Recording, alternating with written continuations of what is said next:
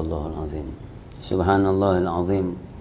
Saya kira ini mungkin kalau dihitung membaca Al-Quran khatam berapa kali, mungkin ya saya di saat menghafal aja selama 3 bulan 90 kali.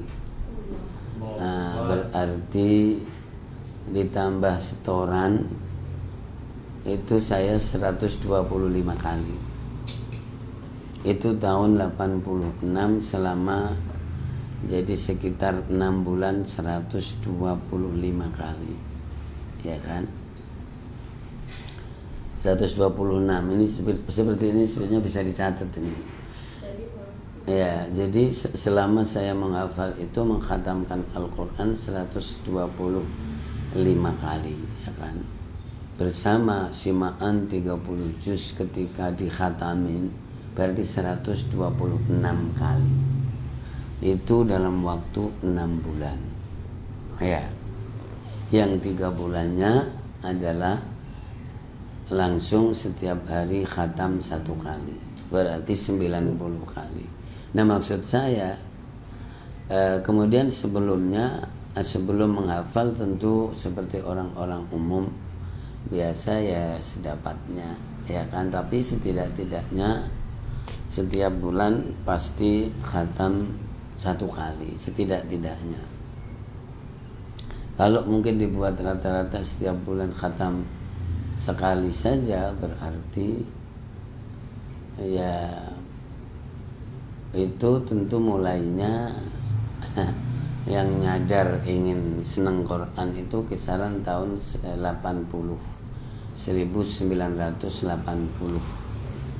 Nah, maka berarti ada waktu 5 tahun, jadi sebelum tahun 86. Jadi 5 tahun kali 12, 5 kali 12 itu 60, ya. Berarti ditambah 60 kali khataman berarti sekitar 100, jadi 86 kali sampai saya menghafal Al-Quran itu.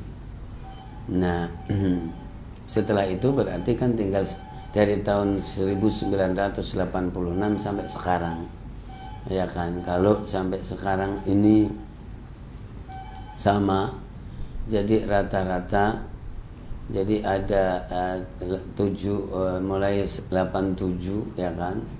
87 itu sampai 90 berarti ada 4 tahun. 87, 88, 89, 90.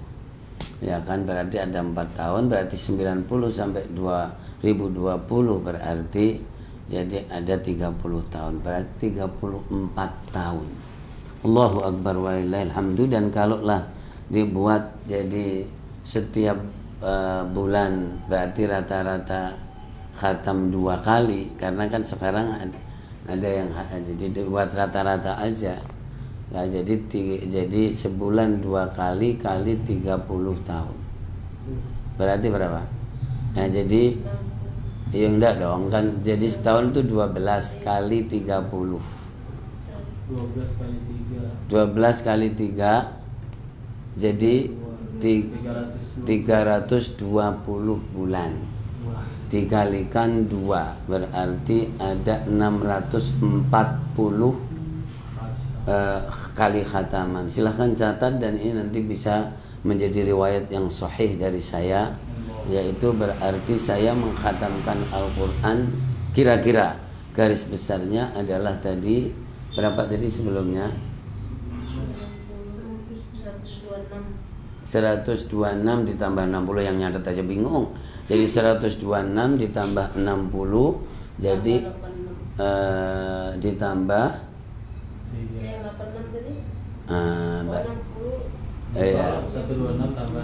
Jadi yang ini tadi 640. Jadi 640 tadi berarti kalian tidak bisa menulis disertasi tentang ini. Bagaimana mengatakan Imam Abu Hanifah mengkhatamkan Al-Quran 7.000 kali? Saya ulang lagi, jadi bahwa di saat menghafal Al-Quran 6 bulan itu adalah mengkhatamkan Al-Quran 126 kali.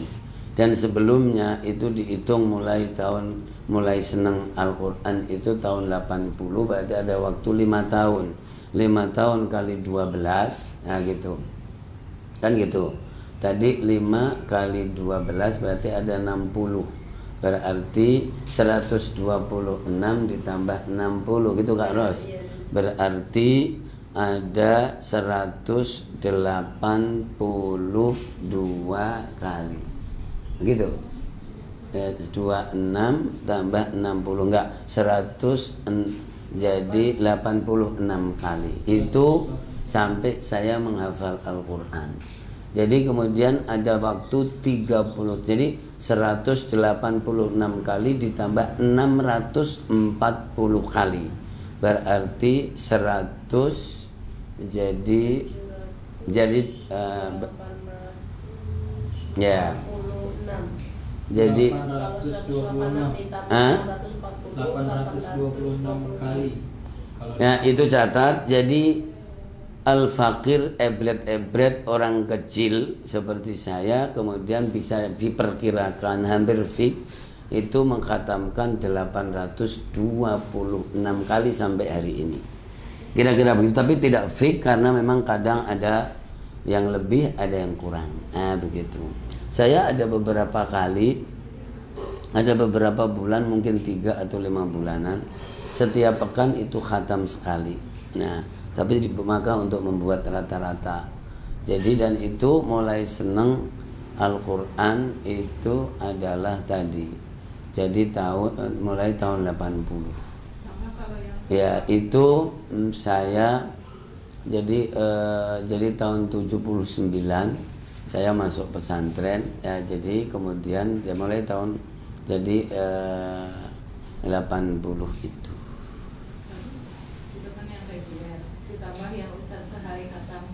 Ya, ada yang sehari khatam itu itu tentu kalau ada permintaan, karena saya hidup di lingkungan masyarakat yang selalu mengirim misalnya orang yang sudah wafat kemudian dengan khataman Al-Quran, maka itu tentu lain lagi karena ada setiap hari duduk itu adalah jadi mengkhatam Al-Quran, dan sampai sekarang itu menjadi program bahwa ada kadang sebulan sekali, 2 bulan sekali, setidaknya 3 bulan sekali, ada yang sekali duduk itu adalah 30 juz.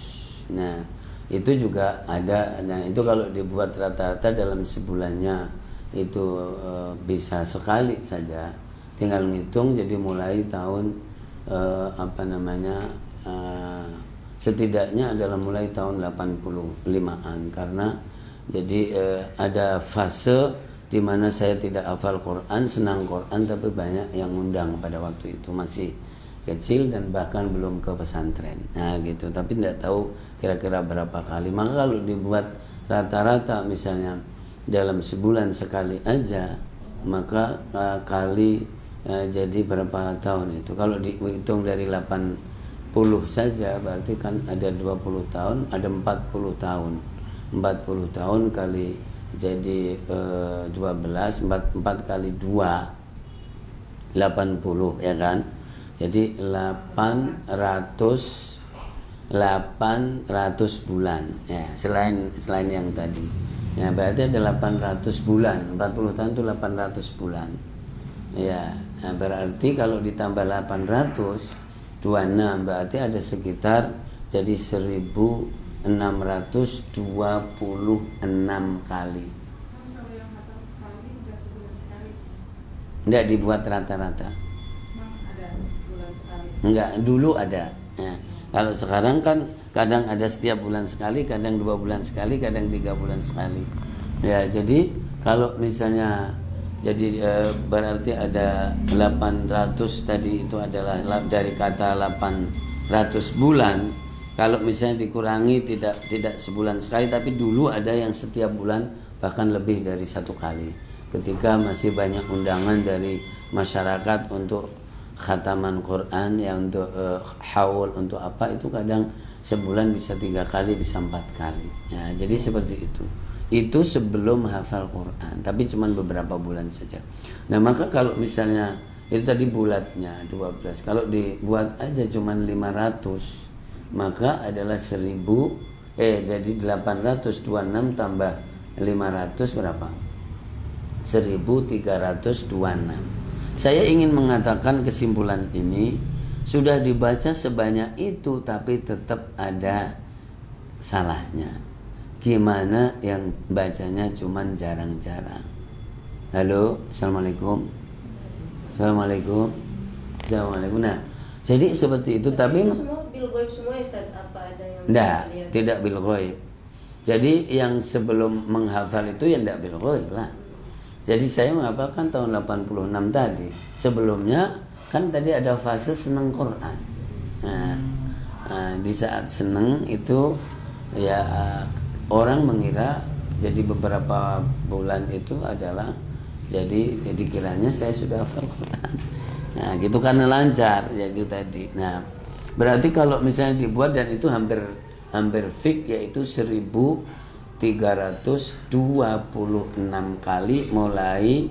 Jadi kalau ngitungnya jangan 80 kalau ini. Jadi mulai tahun 75-an. Jadi 1975, jadi 1000 sampai 2020 Ustadz Ali diperkirakan membaca Al-Quran 1326 khatam. Itu bisa menjadi referensi ya kan dari saya, jadi seperti itu ya. Ya tidak jauh, kurang lebihnya ke Sukabumi aja bisa dihitung berapa, 222 kali ya sebelum ada NMI, dan setelah ada NMI baru sekali ya saya. Sekali. Berarti 223 kali. Nah, itu bisa dihitung ya. Semuanya alhamdulillah makanya saya diantaranya, coba kamu kalau mau bersaing dengan malaikat raqib gitu, tapi tetap kalah. Malaikat raqib itu sangat teliti. Nah, jadi begitu. Nah, ini saya ingin mengatakan juz 1 ini berarti berapa kali dibaca. Nah, begitu. Nah, itu aja masih ada, luar biasa. Bagaimana kemudian orang yang jadi membaca Al-Quran jarang-jarang, begitu. Tapi tetap ahli Quran karena mencintai sesuatu yang mulia itu adalah mulia. Mencintai sesuatu yang mulia itu adalah mulia. Mencintai Allah adalah mulia, mencintai Al-Quran adalah mulia. Padahal baru mencintai saja. Gimana kalau sudah jadi berupaya untuk bergerak-gerak, jadi ngumpul dan seterusnya, maka itu luar biasa. Coba angka tadi diingat terus, 1326 kali. Iya. Ya, jadi itu kalau ditambah bagaimana di saat mencari setoran. Jadi mencari setoran itu adalah minimal saya setiap lembar itu diulang 15 kali. Ya. Setiap halaman. Setiap halaman itu diulang 15 kali. Ya, karena saya selalu pakai menitan, ya kan. Jadi kalau 15 kali berarti coba bayangin itu kalau satu juz itu diulang, tentu kecuali surat yang sudah hafal. Jadi kalau satu juz itu jadi berarti 20 lembar, 20 halaman dikali 15. Maka berarti ada 300 kali. Berarti di saat setor, berarti satu juz itu bisa diulang jadi 300 kali. Ya, untuk mendapatkan setoran itu dicoba satu halamannya diulang 15 kali. Ini tercatat buat saya karena itu sudah ada rumusnya. Jadi ada 6 hal pada waktu itu supaya saya bisa hafal Quran, dan ini ditemukannya setelah tahun 86. Jadi 1, saya harus dalam keadaan suci. Nah gitu. 2, Al-Quran harus selalu nempel dengan saya dalam kondisi apapun. Ini saya kira bisa inilah rumus yang dulu saya lakukan. Yang ketiga, jadi bahwa saya harus selalu membaca Al-Quran dalam kondisi apapun. Nah gitu. Ya, meskipun dalam hati. Nah, sampai sekarang itu dibaca dalam hati. Nah, makanya saya tidak usah wudhu di dalam hati, ya kan begitu. Yang menjadi makanya lebih baik wudhu, lebih baik toharo. Barang di dalam hati itu yang tahu cuman Allah. Nah gitu. Nah lalu dan itu pun rahasianya para ulama besar dan itu tidak terekam di dalam tajwid, tidak terekam. Tajwid itu cuman merekam tahqiq, tartil, tadwir dan hadr. Itu adalah permulutan yang ada di dalam hati belum terekam, karena itu masuknya zikir. Nah, nyambung begini nih. Nah, jadi seperti itu, masya Allah, masya Allah. Ini ada rekamannya bagus. Ini saya kira dijadikan dan bisa di share kepada teman-teman. Ya, jadi tajwid itu belum merekam yang itu. Makanya saya selalu mengatakan marotibut tilawah. Jadi meskipun kalau yang belum nyampe itu dikiranya Ustadz ngarang-ngarang, itu bukan ngarang-ngarang. Jadi tingkatan membaca Al-Quran dari cepat dan lambat yang terekam oleh tajwid itu cuma 4. Tahqiq, tartil, kemudian tadwir dan hadr. Para orang-orang besar itu tidak menyebutkan imrarul Quran fil qalbi, yaitu mengalirkan Al-Quran di dalam hati. Oleh karena itu, jadi tahu-tahu Imam Syafi'i bilang, malam ini saya menyelesaikan 30-an masalah. Malam ini tadi saya mengkhatamkan Quran, padahal dia kelihatannya tidur. Ya, yang gitu-gitu itu memang kebesaran orang. Nah, jadi begitu. Oke, ini di Facebook nyambung kan nih? Ada pesertanya kan? Ada. Hah? Ada. Ya, ya. Subhanallah Ustaz, Ya. sudah khatam 1326 kali, semoga saya bisa. Imam Arz siapa? Imam. Nah, Arz. makanya kalau ada, jadi orang itu ya kita selalu berusaha aja berikhtiar. Nah, ya jadi seperti itu. Maka kalau subhanallah baru cerita Imam 4 saja, Imam Abu Hanifah, Malik, Syafi'i, Ahmad rahimahullah wa radhiyallahu, itu aja sudah luar biasa, Bang. Kepalanya itu kepala besar. Maksudnya muat gitu loh. Sekarang orang berkepala besar tapi tidak ada muatannya, ya gitu. Nah, ini kan luar biasa jemaah dimulai. Tidak, aku ingin mengatakan itu saja. Kalau dalam kondisi berisik pikirannya ternyata nggak lancar, padahal sudah diulang segitu banyak kali. Tadi belum notal yang setiap nyari setoran. Sekarang kamu menyari setoran, makanya saya gampang sekali mengatakan orang ukurannya Qur'annya bagus itu kalau misalnya sekarang nih nanti malam Imam juz berapa ini tanggal? Oh tanggal 2 dong. Tanggal 2 berarti juz 2 atau pakai Masai dong tanggal 22. Nah, coba bagi Pak Farhan. Jadi nanti malam Imam juz 22. Kalau kamu bisa menyiapkan 1 jam, itu namanya Qur'annya bagus. Nyiapinnya 1 jam.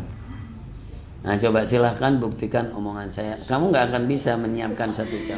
Padahal sudah pada khatam, sudah pada wisuda, sudah pada lancar. Tapi kalau bisa menyiapkan dalam 1 jam 1 juz, itu Qur'annya bagus. Pegang ini omongan saya, bawa ke akhirat nanti, jadi pertemukan saya dengan ini. Itu clear banget omongan ini. Nah gitu.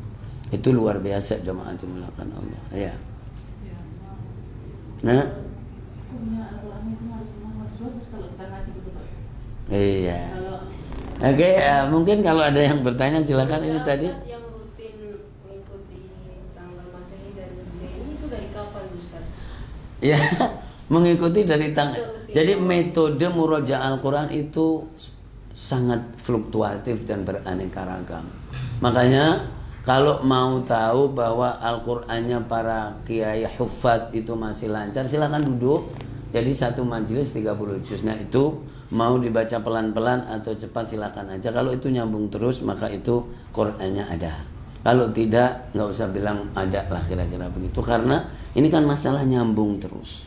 Nah, oleh karena itu nanti akan mendorong untuk bagaimana cara memurojaah Al-Quran. Murojaah Al-Quran itu nomor 1 yang dilakukan oleh para salafus soleh itu adalah fis sholah, di dalam sholat. Makanya para sahabat mempunyai kebiasaan khatam, misalnya kayak Yang tentu rujukan kita setelah Rasulullah SAW adalah para sahabat. Misalnya kayak model Utsman bin Affan yang terkenal bapaknya Quran. Bapaknya Quran itu adalah yang melegitimasi Al-Quran dikumpulkan dan distempel kenegaraan. Itu adalah di zaman Utsman bin Affan, yang sebelumnya di zaman Abu Bakar Siddiq radhiyallahu anhu. Nah gitu. Makanya terkenal Mushaf Utsmani dan seterusnya itu adalah di situ. Itu beliau konsisten mempunyai kebiasaan merawat Al-Quran di dalam sholat. Itu adalah setiap pekan khatam. Allahu Akbar.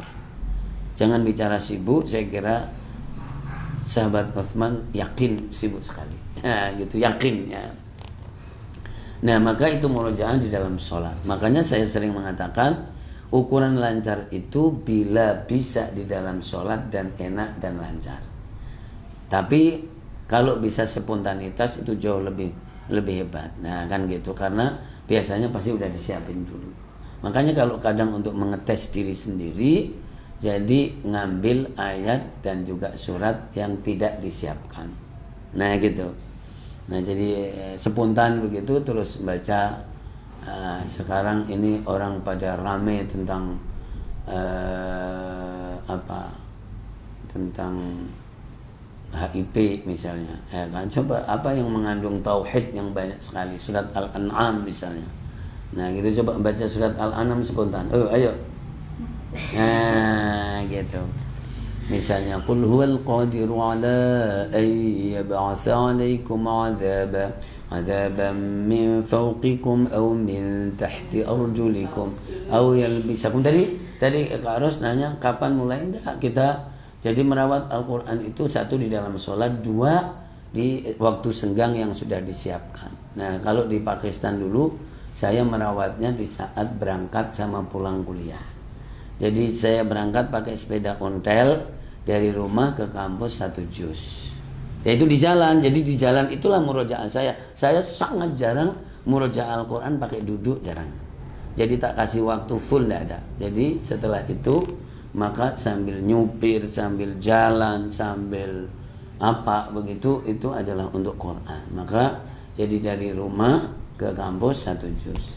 Nanti siang pulang, jadi dari kampus ke rumah 1 juz lagi. Model seperti itu. Itu pun kadang-kadang juga di jalan bengong gitu, bengong. Sama kayak nyupir bengong juga gitu. Nah, jadi maka itu tidak berjalan lama juga, entah berapa waktu. Nah kemudian modelnya lain lagi sampai jadi ketemu kalian saat-saat ini. Maka kemudian ada setiap hari 2, yaitu berdasarkan bulan Hijriah dan bulan Masehi, dan itu manfaatnya luar biasa. Kita tahu tanggal, bahkan lama-lama tahu umurnya sendiri juga. Jadi berdasarkan tanggal Hijriah dan tanggal Masehi itu. Ya. Kalau misalnya tadi mau ya, kalau ini sekarang kan kita sekarang kan Ustadz Rasmi ada yang nyimak, ketika ada yang salah kan ada yang betulin. Tapi kalau misalnya Ustadz lagi mau dia sendiri, kalau dasar Quran Ustadz, soalnya ini waktu itu ada santri tuh Ustadz. Indah sekali nih, ini pertanyaan indah. Saya ketika jadi begini, saya ketika sendiri, jadi makanya saya selalu mengatakan lepaskan Al-Quran dari tangan kalau mau lancar. Jangan memegang Quran karena pikiranmu ke Quran, ke kertas itu. Meskipun tentu kata Imam An-Nawawi bisa dirujuk omongan saya. Jadi membaca Al-Quran dengan memegang Quran atau melihat Al-Quran itu lebih mulia, karena ada pahala megang Quran, ada pahala melihat Quran. Pahala baca, pahala megang, pahala itu ada. Itu benar, tidak ada masalah. Cuman dalam konteks penguatan, nah gitu. Nah kalau saya misalnya simaan, jadi simaan ini ada beraneka ragam. Kalau yang seperti ini kalau salah dan tidak diulang itu terekam, nanti ada bukti kesalahan. Itu juga baik untuk diulang nanti untuk menjadi pengingat. Kalau ada yang menyimak, berarti yang menyimak mengingatkan. Kalau tidak ada yang menyimak, ya pasti kalau salah harus tahu. Nah begitu. Satu orang salah itu pasti ragu. Nah gitu, makanya kadang saya melihat muka-muka lo itu karena saya ada keraguan di situ, di poin ini. Nah gitu. Ternyata lo nya pada GR saya lihat ya kan, padahal saya itu di poin ini adalah saya ada ragu. Ketika Anda diam berarti saya benar, ketika Anda mengingatkan berarti saya salah. Nah ketika saya sendirian tidak ada orang, maka di ayat yang saya ragu itu saya baca, tapi saya terus lanjut, saya lompatin, saya tinggalkan terus sampai selesai, apakah 1 juz atau berapa. Nanti setelah itu saya balik lagi untuk mengingat dulu tanpa pakai Quran. Nah, diingat tadi misalnya. Nah, jadi pokoknya nomor 1 setelah murojaah itu jangan memegang Quran. Jadi tidak memakai Quran. Tapi kalau tetap ragu dan sudah diulang-ulang ternyata masih ragu, maka baru buka Quran. Karena sudah untung untuk mengingat yang tadi. Nah, gitu. Ustaz, biasanya udah diulang lagi itu tetap benar. Nah, makanya selama ini pengalaman yang pada nyimak, saya selalu salah di tempat itu. Jadi itu karena awalnya pasti ragu di situ. Nah, gitu. Saya kira ini sudah menjadi kaidah, hampir banyak kaidah seperti ini. Ya, itu yang menjadi pengalaman yang luar biasa. Dan ingat, jadi surat atau juz yang dihafal di waktu kecil yang tidak memakai Al-Quran yang satu, Al-Qurannya pindah-pindah. Dulu Al-Qurannya tidak pojok, itu nanti kalau murojaah dan simaan pasti banyak salah. Ya, jadi dulu saya hafal Yasin di saat lahir, ya kan? Karena sering disuruh makin Yasin. Ini berlebihan, maksudnya waktu kecil sudah hafal Yasin karena orang tua Yasinan melulu. Jadi aku hafal Yasin. Berarti hafal mendengarkan. Nah, ketika nanti sudah distorkan menggunakan jadi apa namanya? Jadi yang termasuk membantu hafalan Quran itu adalah ingat atas, ingat bawah. Nah, ketika hafal di waktu kecil karena mendengarkan, maka itu akan kocar-kacir. Maka saya tidak yakin kalau ada orang hafal Quran di waktu kecil dan masih bisa, dan asalnya modal yang mendengarkan itu tidak bisa. Ini silahkan coba aja yang punya anak hafal Quran di waktu kecil dan suruh mengulang dengan baik, nanti itu sudah tidak ada lagi saat mengenal halaman-halaman itu. Itu sifatnya cuman membantu saja. Makanya begitu saya imam, kalau di Ramadan begitu sampai surat Yasin malah banyak salah. Surat Kahfi banyak salah karena itu hafalan tidak ingat halamannya. Jadi ingatnya di sini gitu akhirnya. Nah, kalau yang lainnya itu adalah ingat atasnya ini, bawahnya ini, pojoknya ini. Nah, ini saya kira hal-hal yang sangat penting bagi para pecinta Al-Qur'anul Karim. Dan nanti hadis bahwa orang yang di antara, meskipun hadisnya tentu ada dhaifnya, jadi termasuk dosa besar, nanti ada hadis yang sahih, adalah orang yang melupakan Al-Quran. Sebetulnya ini jadi melupakan itu adalah, sekarang misalnya kamu ahli Quran, sudah hafal, sudah wisuda, tapi ternyata sama sekali tidak punya perhatian, itu termasuk dosa besar nanti. Makanya kalau tetap masih membaca secara kontinu, ya kan, entah seharinya dipatok misalnya 1 juz secara istiqomah. Tapi kalau kamu bukan ahli Quran, seorang dai biasa aja bisa 1 hari 1 juz, masa ahli Quran cuma 1 juz? Meskipun saya sendiri juga nggak bisa istiqomah 1 juz. Sebelum menentukan tanggal-tanggal masa ini kadang lepas juga. Tapi ada tindakan kodok namanya. Jadi saya kalau misalnya tidak selesai target sehari 1 juz, yang penting di akhir bulan kalau targetnya itu, maka pasti khatam. Atau kalau sepekan, berarti kan setiap hari sekitar 5 juz atau 6 juz, ya kan 5,5. Maka yang penting akhir pekan harus selesai. Nah, begitu. Itu masalah kedisiplinan. Maka Al-Quran itu bisa mendisiplinkan orang seperti itu. Nah, saya tadi baru dapat ilmu karena saya kemarin ketemu mahasiswa yang sudah pinter, mempunyai keahlian akupuntur kayak dokter yang spesialis. Jadi tadi Umi ditanya, Ustadz olahraganya apa? Enggak pernah gitu. Nah, kemudian isinya cuma ngaji. Nah, ngaji itu olahraga kata orang itu. Haikal namanya. Saya kira kalau dia dengerin tahu. Jadi bahwa olahraga membaca Quran itu olahraga ternyata. Olahraga membaca Quran itu olahraga yang bagus, yaitu olahraga mulut sama paru katanya. itu ada orangnya masih. Jadi luar biasa. Makanya ya kadang-kadang ya kita dari udah maghrib. Dari sini Sumedang, Pati, Banten terus bekerja terus dan belum istirahat sampai sekarang. Insya Allah oke-oke aja. Aku baru tahu, bahkan dikasih tahu tadi, ternyata olahraga membaca Quran itu olahraga ternyata. Olahraga mulut dan paru. Baru kali ini saya mendengarkan. Berarti siapa yang baca Quran terus itu olahraga. Ya Allah.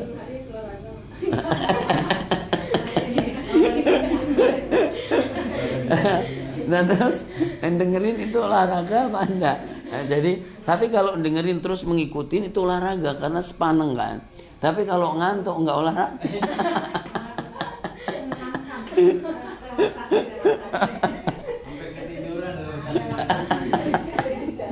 Mohon maaf, jadi Bapak Ibu yang dimuliakan Allah Subhanahu wa taala.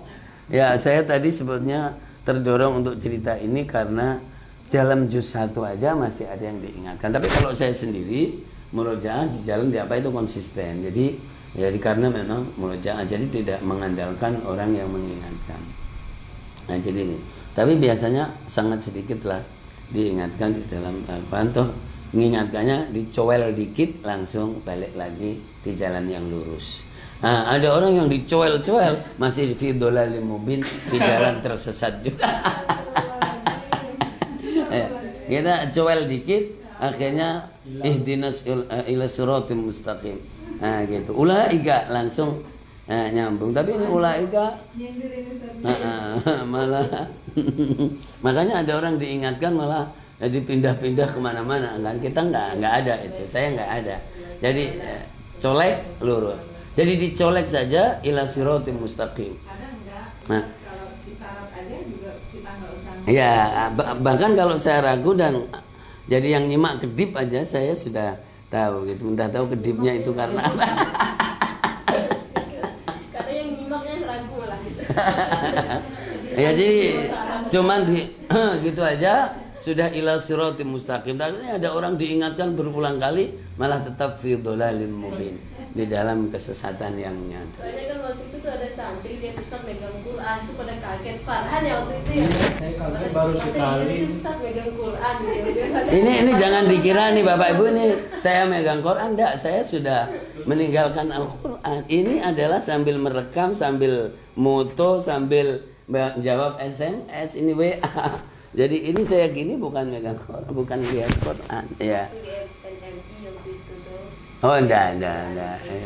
Jelas doang. Jadi apa? Ya. Allahu Akbar walillahil hamdu. Barokah semuanya. Insyaallah sekarang jam 17.41 menit menjelang berbuka bagi yang berpuasa. Selamat berbuka. Mudah-mudahan kembali keluarga Al-Hayah Media, jaringan, kolega, cabang, relasi, mitra dan seterusnya selalu dalam doa dan ahli Quran, ahlullah wa khassatuh, diberikan kesehatan, diberikan keselamatan, diberikan kesembuhan yang sakit, dan nama-nama ada di saya disebutkan bahwa mudah-mudahan diberikan kesembuhan semuanya dan diberikan kesuksesan. Apa yang diinginkan semuanya menjadi sukses dan kemudian diberikan berkah oleh Allah Subhanahu wa taala. Jadilah orang yang konsisten. Jadikanlah orang yang konsisten. Karena di dunia ini lama-lama tidak ada orang yang konsisten. Kalaulah semua sudah tidak konsisten, tinggal satu orang, kalau bisa itulah Anda. Jadikanlah orang yang istiqomah, jadikanlah orang yang istiqomah, memegang dirinya sendiri, tekadnya, niatnya dan tulus kepada Allah Subhanahu wa taala. Allahumma 'allimna ma yanfa'una wa anfa'na bima 'allamtana wa zidna ilma. Allahumma ati nufusana taqwaha wa zakkiha anta khairu man zakkaha anta waliyuha wa maulaha ya arhamar rahimin. Walhamdulillahi rabbil alamin. Barakatul Fatihah.